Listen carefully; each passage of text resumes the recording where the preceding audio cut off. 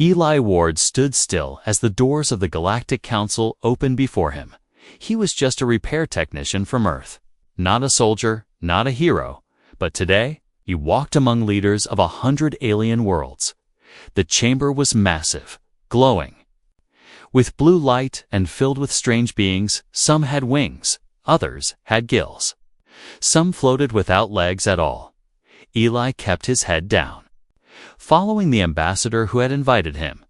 "This is just a formality," the ambassador had said. "You'll watch, then leave." But something felt off. Eli's skin prickled as they entered. At the far end of the hall sat a giant throne of living crystal. On it rested the Queen of the Virulent Empire. She was tall and elegant, with emerald scales that shimmered like glass. Her eyes glowed gold, and her head held a silver crown shaped like a flame. The Queen's presence made the room go silent.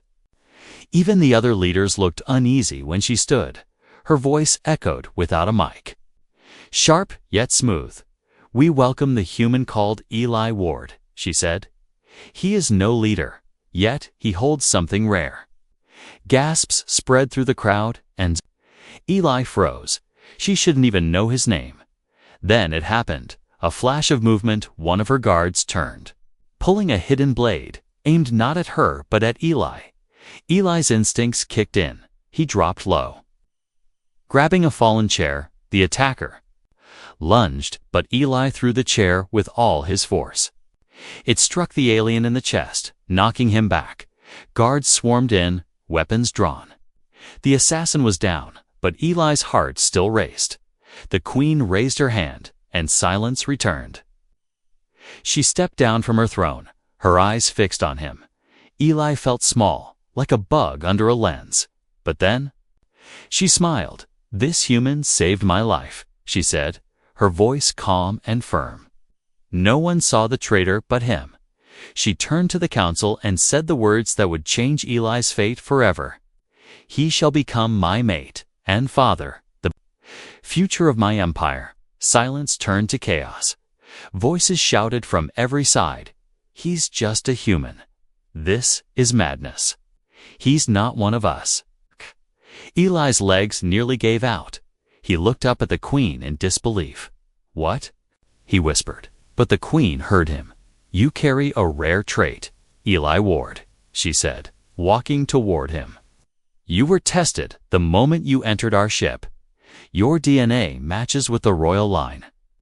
Eli backed up slowly, confused and afraid. "I never agreed to this," he said. "But you acted with courage without knowing who I was." She said, "That is what my kind has forgotten." Guards surrounded Eli now, not to arrest him, but to protect him. A cloak was placed over his shoulders, soft and warm. He looked down at his hands, still shaking. His life on Earth, his job, his apartment, his quiet mornings were fading fast. The Queen raised her hand again. "All of you," she said to the council. "For centuries we've ruled alone, but we are dying. The blood of humans may be the key to our survival. The future will not be pure, but it will be strong." As the council argued behind them, the Queen leaned close to Eli and whispered, "There is much you don't know, Eli," she said. "But you are no longer just a visitor. You are now bound to the stars." He looked into her glowing eyes, his mind spinning. Was this fate? A trap?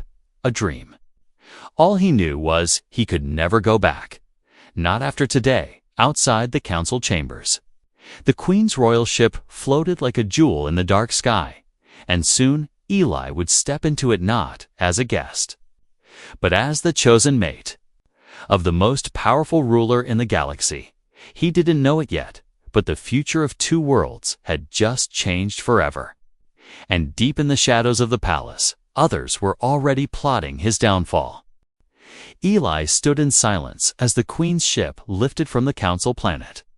Through the window, the stars spun like silver dust, but his eyes were on her. She sat across from him, calm as stone, her long fingers tapping the arm of her seat. "I still don't understand," Eli said, trying to keep his voice steady. "You picked me too." Be your mate. She tilted her head slightly, as if examining an insect under glass. I did not pick you, she said softly. Fate did. Eli didn't like that answer. Listen, I'm just a repair guy from a cargo ship, he said. I don't know royal customs or alien politics. That is why you are perfect, she said, her eyes glowing in the dim light. My kind breeds loyalty through bloodlines, but not strength, not instinct. She leaned closer, and he could smell the strange scent of her something between ozone and honey. You act before thinking, and yet survive, she said. That is rare among my kind. Eli didn't know whether to feel insulted or honored. The ship docked at her palace, a massive structure grown from living crystal and covered with glowing moss. Guards lined the halls, tall and silent, their eyes never blinking. Eli felt like he was walking into a dream or a trap. He couldn't tell which.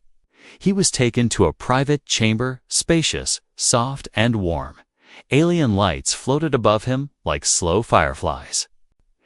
There were no doors, only shifting walls that moved when he approached. He wasn't sure if he was being pampered or imprisoned later that night. The queen appeared in his room, wearing no armor, just a flowing cloth of silver threads. She moved. Without sound, like a ghost. Eli sat up quickly, unsure what to say. Relax, she said. I came to speak, not to claim you. She sat beside him, her eyes on the wall where lights danced like waves. My empire is dying, she said. Our males are sterile, poisoned by old wars and decayed genes. Eli frowned. So you want hybrids? I want survival, she corrected. You were chosen because your blood can carry royal genes without breaking. Eli didn't speak for a long moment. Then he looked at her. Why not just ask? Why trap me in front of the council? Her eyes flickered with something. Guilt, maybe, or something deeper, if I had asked. You would have run, she whispered, and if I failed again, my rivals would rise. So you used me, he said, coldly. I gave you purpose, she replied. Now you must decide what to do with it. Before he could answer, a sound came from the wall like a breath. A section of crystal peeled open, revealing a figure kneeling in shadows. It was one of the palace servants, bleeding from the mouth. The queen stood quickly, voice sharp. Speak. The servant lifted her face, one eye swollen shut. There's a plot, she said, gasping. Not all want the bloodline to survive. They know about the human. The queen's body stiffened, her claws curling slightly. Who? She asked, but the servant collapsed before answering. Eli stepped back, heart racing. Great, he muttered. So now they want to kill me. The queen didn't respond. She stared at the dying servant, then at him. There are those who fear change, she said quietly, but change has come. She looked into his eyes. I will protect you, Eli Ward. But from this moment forward, you are no longer just a guest. You are a threat to the old world. He didn't ask to be a threat, or a mate, or a father to alien children. But something had started, something bigger than him. And there was no way to stop it now. Outside the walls, shadows gathered. And in the deepest chambers of the palace, old powers stirred. The queen had made her choice. Now the galaxy would answer it. Eli woke to a sound that wasn't human. It was deep and rhythmic, like a giant heartbeat echoing through the palace walls. He sat up in the soft alien bed, confused, the strange light above him pulsing with each beat. A voice came from the wall, gentle and smooth. Report to the Hall of Shaping, it said. Your training begins. Training, he thought, for what? Being a royal husband, a father of alien princes. None of this felt real, but the doors slid open anyway, waiting for him to obey. 2 guards waited outside, both tall and armored, their faces hidden behind glowing helmets. They didn't speak, just walked, and Eli followed, barefoot and unsure. The hall they entered was unlike anything he had ever seen. It was round, with floating platforms that shifted slowly in midair. Strange machines glowed along the walls, whispering an alien code. And in the center stood a figure dressed in bone-colored robes, her face half human, half metal. "I am Shira," she said. "Your body is weak, your mind is slower than royal kin, but you must be reshaped." Eli raised an eyebrow. "Thanks, I guess." She did not smile. "You carry royal seed now," she said coldly, "if you fail to adapt. The children may not survive." Eli's stomach twisted. They weren't even born yet. But already the pressure was crushing. He was placed inside a pod filled with blue mist. His muscles tensed as pulses of heat and sound passed through him. Memories flashed: his childhood, his mother's voice, his home on Earth. Then, suddenly, he saw something new: visions of strange eggs pulsing with light, calling to him in voices he couldn't understand. When he stumbled out, hours later, the ground felt different beneath his feet. His hands trembled, but his reflexes were sharper, his thoughts faster. He didn't feel like himself anymore. In the days that followed, he trained with silent guards, learned the language of Virulon commands. He was taught to hold a blade made of living metal, to speak without words, and to bow only when it meant survival. But not everyone wanted him to learn. One night, a tray of food was placed at his door, and a voice whispered from the dark, "Eat it and die." Human, he didn't eat, and the D. Next morning, a servant was found dead, her throat marked with 3 black rings. Eli was no longer just a stranger here. He was a target. One day, during a quiet lesson in royal customs, he noticed one of the guards different from the rest. She didn't look away when he stared back. Her eyes were violet, sharp, and curious. Later, so she followed him into the gardens, where crystal vines wrapped around dark trees. "You're not safe here," she said softly. "The Queen's choice threatens the old caste. Then why help me?" he asked. She looked down at her armored hands. "Because my sister died carrying a royal child," she said, "and no one cared." She paused, then added, "The Queen is not cruel, but she is desperate." Before Eli could speak again, she slipped back into the shadows, gone like smoke. That night, Eli couldn't sleep. He stood at the window of his chamber, watching the stars shift above the palace dome. He felt something stir inside him: not fear, not anger, but something deeper. Responsibility, maybe, or purpose. In the distance, a soft hum rose through the floor. Then he heard the Queen's voice. Not with his ears, but in his mind. "Come," she whispered. "They are ready to speak with you." He turned slowly, unsure if he was dreaming, but when he stepped into the hall, the doors opened on their own, and a warm light glowed ahead, pulsing in rhythm with his heartbeat. The Queen had told him he was chosen, but now something else had chosen him too, and it was waiting, deep beneath the palace, alive, ancient, and calling him father. Eli stepped into the Queen's hidden chamber. The floor soft beneath his feet like living moss. The air was thick with golden mist, and the walls pulsed as if breathing. He didn't see her at first, only the large oval pod in the center of the room, glowing faintly. Then her voice reached him, soft but echoing through his bones. "You came," she said, emerging from behind the pod, wearing no crown, no armor, just a robe made of woven light. Eli swallowed, unsure if he was supposed to kneel or speak. She walked slowly around him, studying him like a question she still hadn't answered. "In this chamber," she said, "there is no lie." He looked at the pod, feeling drawn to it, the way someone is drawn to fire or thunder. "What is that?" he asked. "It's not a what," she said, "it's a who." The Queen moved closer and placed his hand on the pod's surface.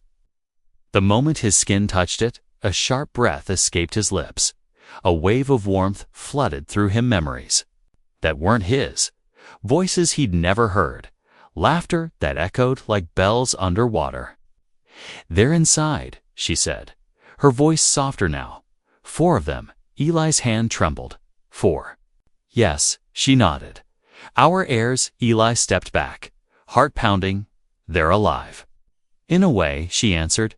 "Their minds have already begun to form, their thoughts, their personalities." He stared at the pod, feeling a strange mix of terror and awe. "Why am I hearing them?" "Because they already know you," the Queen said, "and one of them has chosen to speak." A faint whisper touched the edge of his mind. It wasn't words, not exactly, more like emotion shaped into sound, curiosity, warmth, and something cold beneath it. One of the minds felt wrong, too sharp, too hungry. The Queen turned away, walking to a panel of shifting symbols. She pressed her palm against it, and another pod emerged from the floor, smaller, darker. "This one," she said, without looking at him, "has been different from the beginning." Eli took a step closer, and suddenly the room felt colder. The second pod pulsed in a slow, deep rhythm, like a beast waiting beneath ice. He heard it clearer. Now, not curiosity, not warmth, just a single word. "Mine." Eli turned to the Queen, his voice dry. "What does that mean?" She looked at him, and for the first time, she seemed unsure. "I don't know," she whispered. "None of our children ever spoke this early. Not like this. I thought your science was perfect." He said. She laughed, but it was hollow. "No science is perfect when it touches the soul." That night, Eli couldn't sleep. Even with guards posted outside, he felt watched. He dreamed of the dark Padav, a child with glowing eyes, walking through fire, smiling at ruins. In the morning, his clothes had been replaced with ceremonial robes, gold and black. A servant told him the ceremony was to begin. "What ceremony?" Eli asked. "The blood joining," she said, bowing. The moment when the royal bond becomes eternal. Eli stood frozen. No one had told him it would happen today, and no one asked if he was ready as they led him through crystal halls lit by violet fire. He thought about Earth, about home, but the moment he saw the Queen standing at the center of a ritual circle, her skin glowing under sacred light, he knew there was no going back. They stood face to face as the royal blade was placed between them. The Queen took his hand and sliced her own palm, black blood dripping onto the floor. Eli's turn came next, and though he hesitated, he didn't pull away. The blade cut into his skin, and as their blood mixed, something ancient awakened. He gasped, clutching his chest as fire spread through him. Not pain, but change. His mind opened, and for a moment he felt everything: the Queen's sorrow, her memories, her fear of losing her people, and beneath all of it, the presence of 4 small minds pressing against his. 3 were gentle, curious, and bright. The 4th was silent now, but watching him closely from the dark. As the ritual ended, the Queen stepped forward and whispered in his ear, "Now they are truly yours." And somewhere deep in the palace, something began to stir. The bond was complete, but so was the danger. A deep vibration passed through the palace walls, low and endless, like a silent scream stretching beneath the ground. Eli paused in the middle of the corridor, hand resting on the cool crystal. Something wasn't right. He could feel it now, every part of him more sensitive since the blood ceremony. The halls were quiet to quiet. He had started sensing things no one had told him about. When servants bowed to him, he could feel their doubt, their fear, when he stood near the Queen. Her mind whispered with worry, though her face stayed calm, and when he passed near the lower chambers, he could feel the cold touch of the 4th child. Always watching, never speaking again, but always near. That night, the Queen summoned him to her observatory, high above the central tower. Stars floated across the glass dome, silent and endless. She stood facing the void, her back to him, her voice quiet when she finally spoke. The council grows nervous. She said, "They want proof the children will be strong. You mean they want to see what kind of freak I've made with you?" Eli said bitterly. She didn't turn.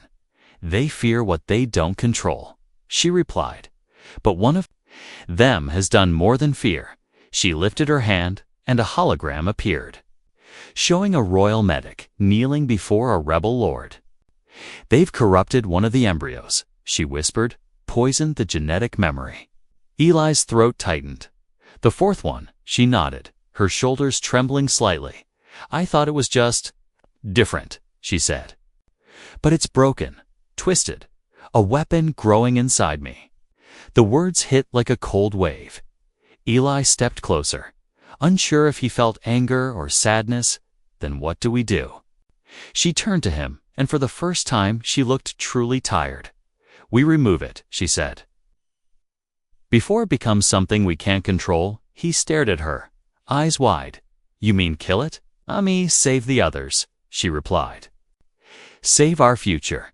Eli turned away, hands shaking. He could still feel the mind of the fourth one quiet. Yes, but still there, still alive. "What if it's not evil?" he asked. "What if it's just scared?" She shook her head. "It doesn't feel fear," she said, "only hunger." The next morning, he was woken by the sound of alarms. The sky outside the palace burned with blue trails, ships entering. Orbit rebel fleets had arrived. They waited for weakness, the queen said, arming herself in black armor. "Now they come to strike before the heirs are born." She handed Eli a thin blade, shaped like a curved bone. "You're not just their father now," she said. "You're their shield." The walls shook as explosions echoed in the distance.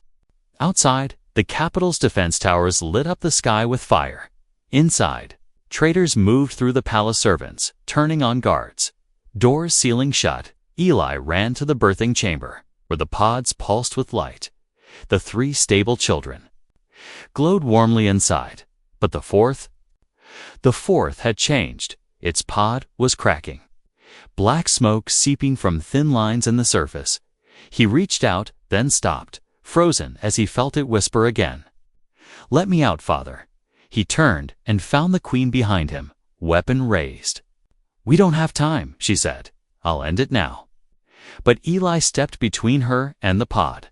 "No," he said. "If we destroy it now, we become what they fear."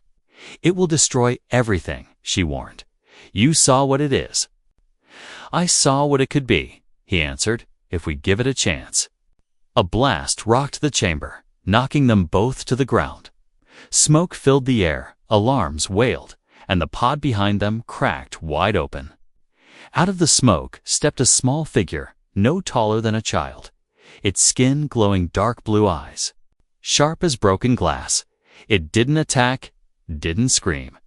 It simply stared at Eli, tilting its head. He stood slowly, heart pounding. "I'm here," he said softly. "I won't hurt you."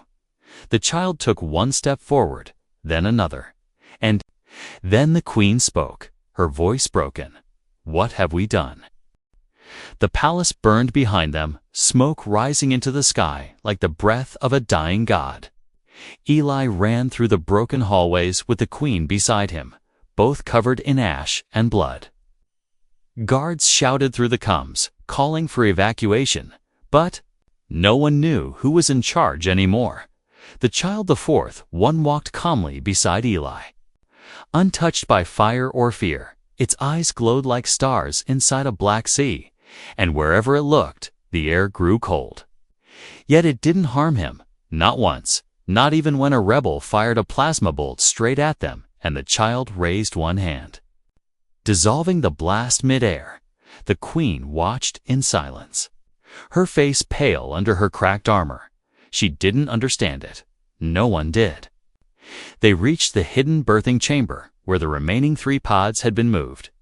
The chamber was cracked and leaking fluid, the lights flickering above. The queen knelt by the pods, checking the unborn children one by one. "They're alive," she whispered. "But they're coming now." Eli stood still, heart pounding. Now? Yes, she said. Too early, but they can't wait. She looked up at him with a fire in her eyes. You must help me, she said. They will not survive without you. Eli didn't argue. There was no time. He rolled up his sleeves, knees sinking into the warm floor. As the first pod opened, the light blinded him, but inside it was a child part human. Part alien, her skin shimmered with gold, and her eyes were his. She cried out, a sound that shook the walls. And the queen reached out, but stopped. Her hands trembling, Eli held the baby close, and her cries faded. The second pod opened next. And then the third. 2 more hybrids. One with silver patterns on his back, another with soft green markings under his eyes. The queen wept, silent and proud. Our future, she whispered, alive. Then the shadows thickened. The fourth child had not moved from the doorway. He watched everything, his face unreadable. Eli turned to him, holding the first baby in his arms. They're your siblings, he said. You are not alone. For a moment, the fourth child said nothing. Then his mouth opened, and his voice came like wind through ruins. They are weak, he said, but I will protect them. The queen's expression changed. Not relief, not joy, fear. The child walked forward and placed a hand over one of the pods, and for a moment, Eli thought the pod would crack. But instead, a soft light pulsed beneath his fingers, and the baby inside calmed. The queen stood slowly, her eyes never leaving. The boy, you understand loyalty, she said carefully. But what do you want? The boy turned toward her, his eyes burning through the dark. I want nothing, he said. I exist to balance what you've broken. Then the floor shook again, this time harder. Explosions rocked the outer walls. A voice crackled through the combs. Enemy inside the throne tower. Collapse is spreading. Eli looked at the queen. We can't stay here. She nodded, her voice firm. We go to the vaults, deep below. It's the only place left untouched. Eli handed her one of the newborns, cradled the second, and the third child, the dark one, walked ahead to clear the path. And as they ran into the lower levels, Eli couldn't help but wonder, had they just saved the empire? Or given birth to its next war? Behind them, the palace fell. Towers crumbling into the clouds, statues cracking, thrones turning to dust. But under the stone and fire, a new legacy moved forward. One carried by children who had never seen the stars, and one of them was already dreaming of shaping the future with fire and silence. The vault doors sealed behind them with a heavy sound, locking out the war, the fire. And the dying world above, only silence remained, thick and cold, broken only by the soft breathing of the newborns. Eli sat on the stone floor, his back against the wall, holding the golden-eyed child close. Across from him, the queen leaned her head back. Her armor cracked, blood trailing from her ribs. She was dying, and they both knew it. He didn't say anything at first, just looked at the children. Then, at the fourth, one silent and still, sitting with his legs crossed like a statue. The boy watched his siblings without blinking. No jealousy, no anger, just awareness, like a flame that hadn't yet decided what to burn. The queen opened her eyes and looked at Eli. This is not the end I imagined, she whispered. He smiled. Sadly, it never is. She coughed, then reached for one of the children. The smallest one. Name them, she said softly. Before I'm gone, Eli nodded. He pointed to the girl with gold skin. Aura, he said. She feels like light. The silver-marked boy, next Kale. Then the one with green under his eyes, still gripping his tiny fists. Riven, finally, his eyes turned to the fourth. The silent one, still not moving. The queen watched him closely. You don't have to, she said. But Eli shook his head. He needs one too. He walked slowly over and knelt in front of the child. You've done things no child should know how to do, he said gently. You've seen things before. You were even born. He reached out a hand. Your name is Solus. The boy blinked. Then, slowly, he placed his hand in Eli's, and for the first time, his face softened. Just slightly, not a smile, but no longer a threat, behind them. The queen gave a long breath, her strength fading. She placed a mark on Eli's hand, a glowing sigil that shimmered gold and blue. You are regent now, she said, her voice thin. You speak for the crown until they are grown. He leaned close to her, holding her hand. What about the council? They will bend, she said, her lips curling slightly, or they will break. Her hand went still. And the vault went quiet again. Eli stood slowly. The children gathered around him, small and fragile. He looked down at them, the strange, perfect mix of human and alien. Then he looked at Solus's eyes, glowing faintly in the dark. I don't know what you'll become, Eli whispered, but I will raise you anyway. A deep hum rose from the floor of the power core of the vault, waking. Systems flickered online, backup lights filling the space with soft blue. A console blinked with ancient language, a message from the outside. The rebels are falling back. Orbital support inbound, loyalists advancing. Eli exhaled. They had survived, not just the attack, but something far worse, the collapse of hope. Now, he was a father to 4 beings the galaxy had never seen before. And one of them, born in shadow, might someday burn worlds or save them. Either way, Eli would be there, to guide, to guard. To love. The future of the Empire lay not in blood alone, but in the choice of what to become. And for the first time in his life, Eli Ward didn't want to return to Earth. He had a throne now, and for reasons to protect it.